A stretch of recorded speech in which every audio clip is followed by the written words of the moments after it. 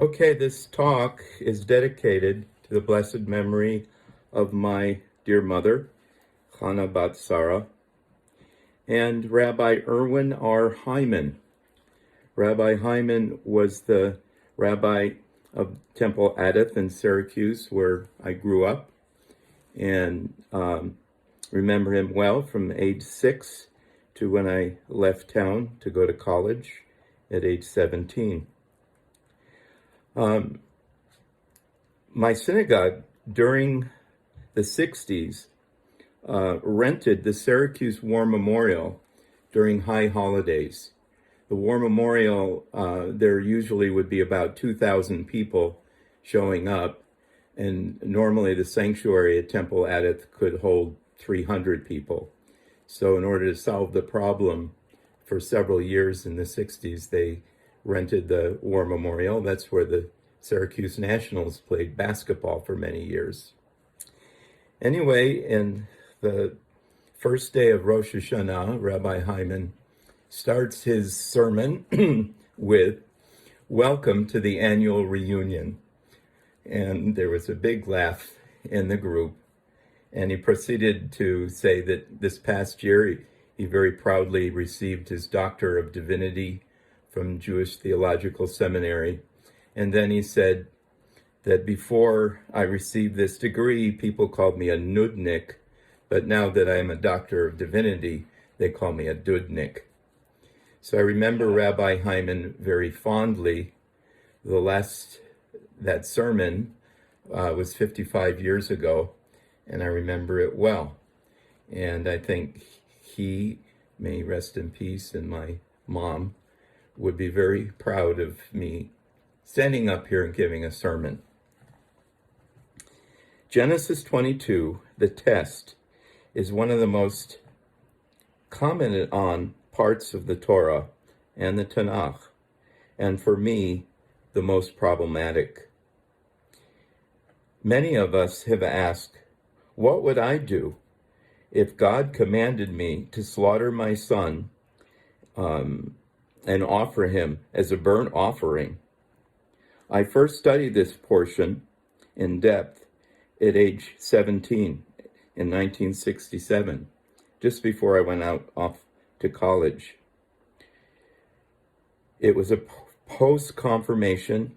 I was still active in our synagogue, in our congregation, working as a junior Sunday school teacher. I went off to university and used Genesis 22 as an excuse to denounce organized religion and to live a very secular life. I felt this is ridiculous. No God would ever ask somebody to slaughter their child. I didn't set foot in a synagogue for 25 years afterwards, and greatly from the influence of this passage. But I'm here. I'm here in Hebrew means hineni. And I'm here at the request of Rabbi Karen to give this sermon in a service where Genesis 22 is the Torah reading.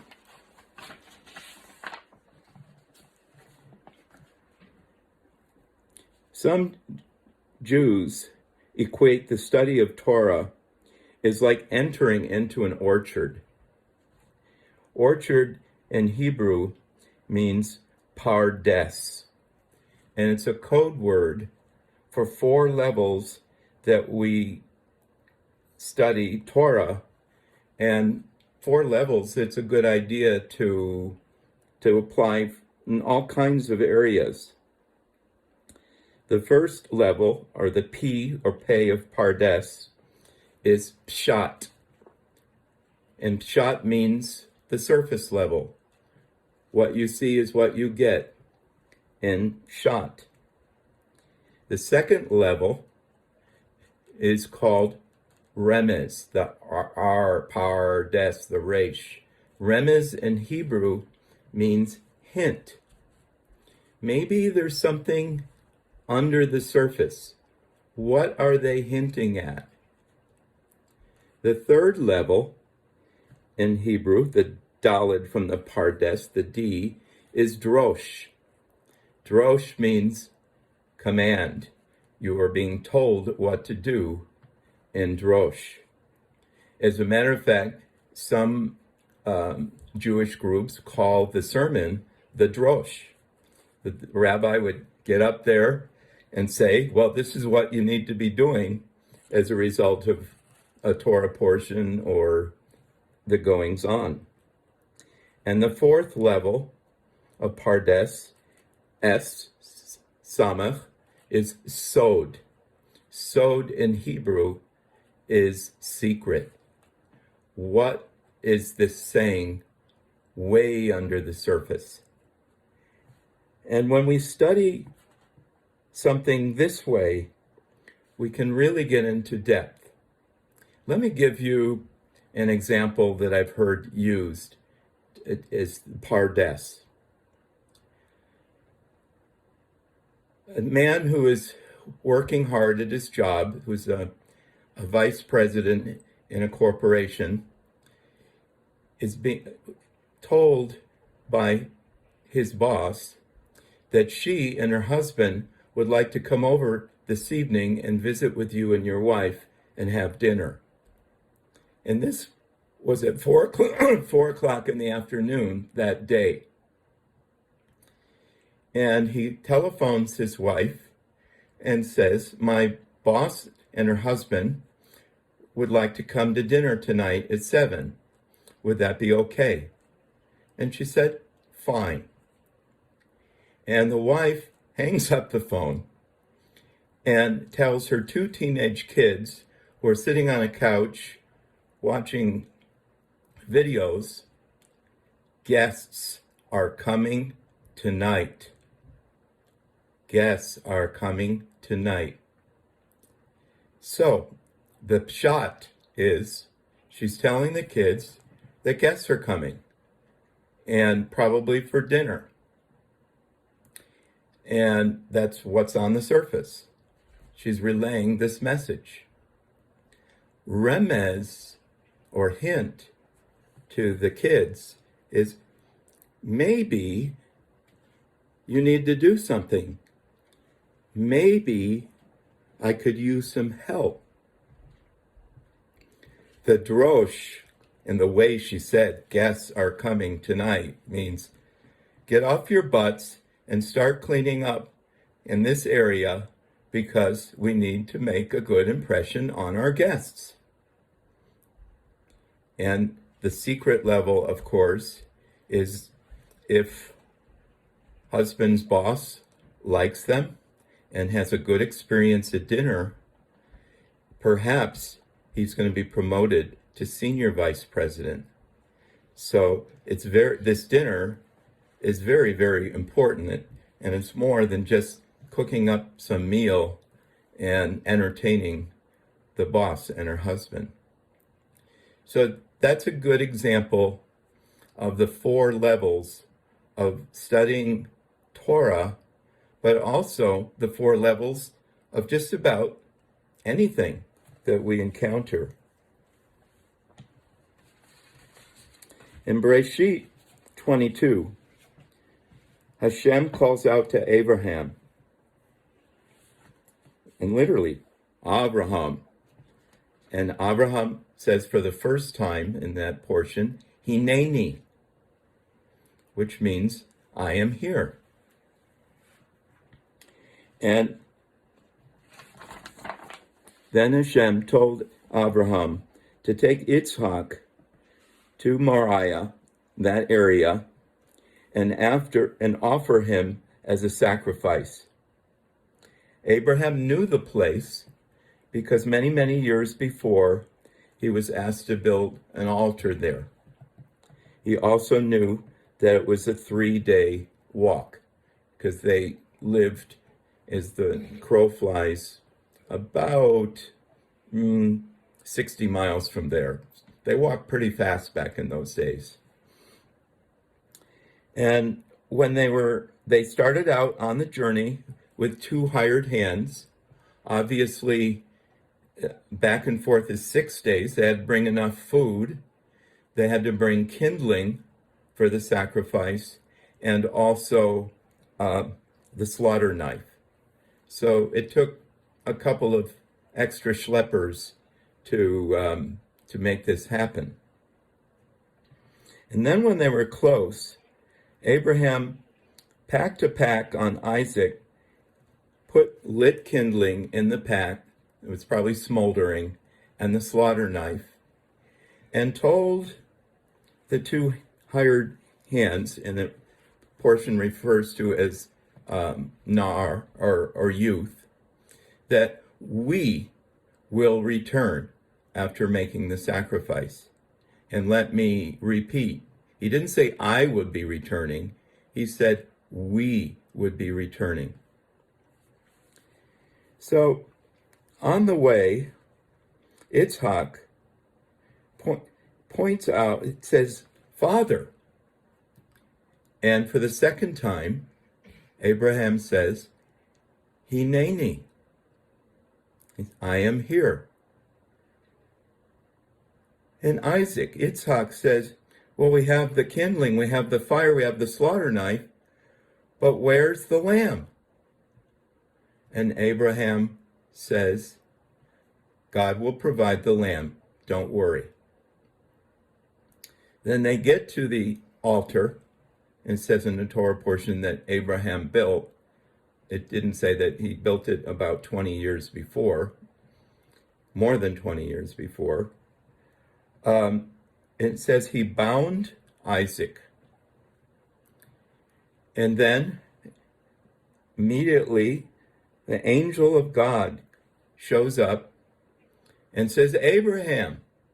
And Abraham says for the third time in this portion, Hineni.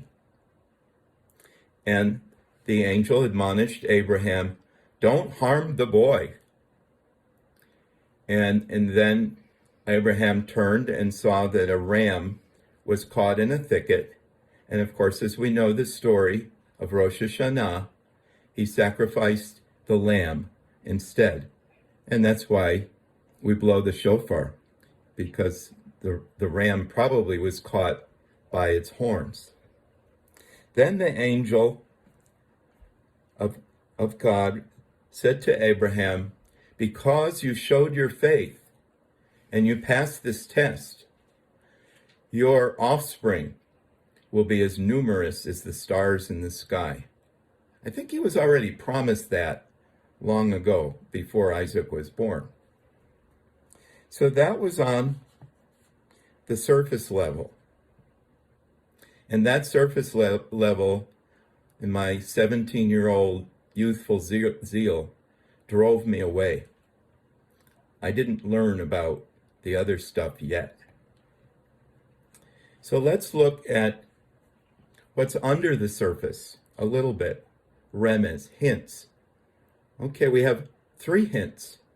I don't think the Hineni is that often used in the Torah. And it was used 3 times. And I remember it so well when Mr. Pine would call the roll when I was 8 years old in Hebrew school. Nahum, Hineni. We were all, and I think Hineni was the first Hebrew word I even learned because of that. I am here. And it's interesting because Hineni is in the ancient Hebrew form. You don't hear that in modern Hebrew. So that word was used 3 times. Another hint is Abraham told his helpers that they would return. That's a big hint. People don't lie that often in the Torah. I mean, they do occasionally, and they make a big deal about it when they do, but there was no big deal. Abraham said, we will return. We'll get to the secret levels later. And of course, what's the drosh here? What are we told to do? In my opinion, we're told to do 2 things. 1, show up. 3 times, Abraham showed up. He said, Hineni, I am here. It brings particularly meaning to me that during my Shiva, many people showed up. I think it's a command. We're supposed to show up. The second drosh, in my opinion, is make sacrifices. Sacrifice in Hebrew is korban, and they're the letters kuf, resh, nun, korban. But those same,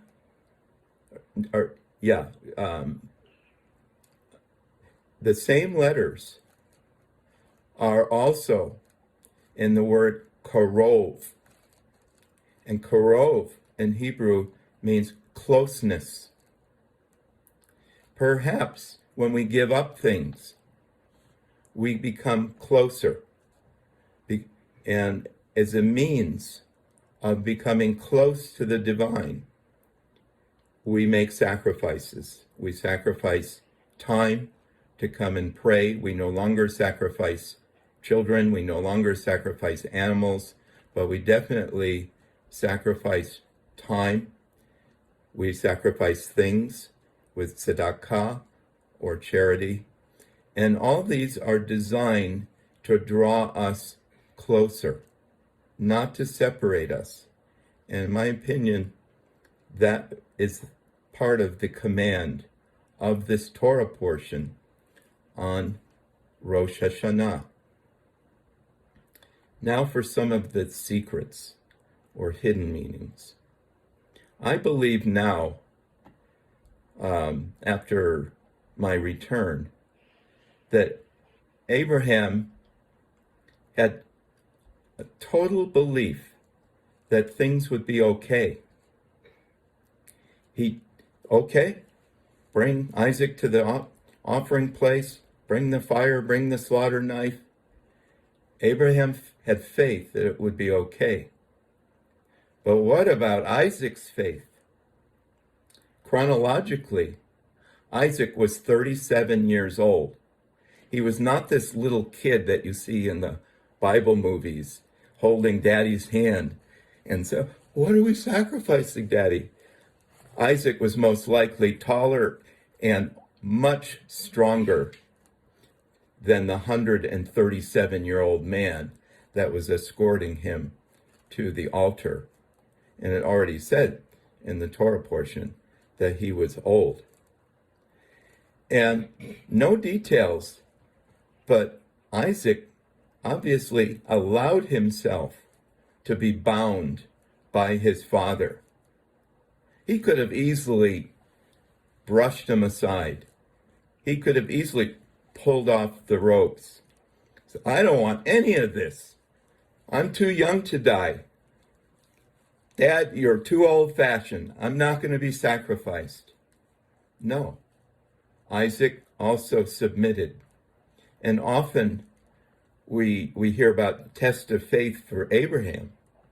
What about test of faith for Isaac? I mean, God already told Abraham that your offspring will be as numerous as the stars through your son Isaac. So Abraham had good reason to believe, okay, I'll go through with it, but Isaac's still going to be around to have offspring.